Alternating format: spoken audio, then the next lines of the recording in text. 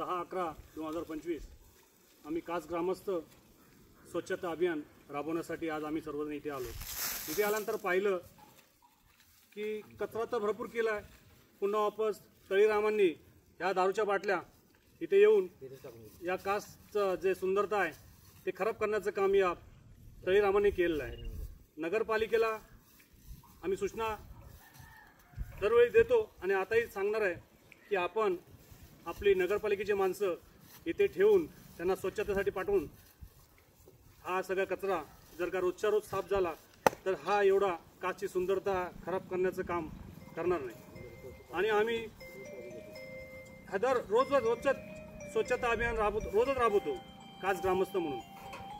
आणि बाहेरचे जे पर्यटक येतात त्यांना नगरपालिकेने थोडासा साफ लावला पाहिजे त्यानं की हा कचरा होणार नाही।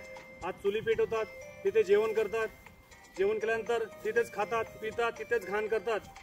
आज पाहिलं आम्ही सगळे झाडाझुडपात जिथे इथे चांगले स्पॉट आहेत त्या ठिकाणी बसण्यासाठी चांगली सुविधा आहे, पण त्या सुविधा खराब करून टाकतायत आणि पर्यटकांना याचा आनंद घेता येत नाही।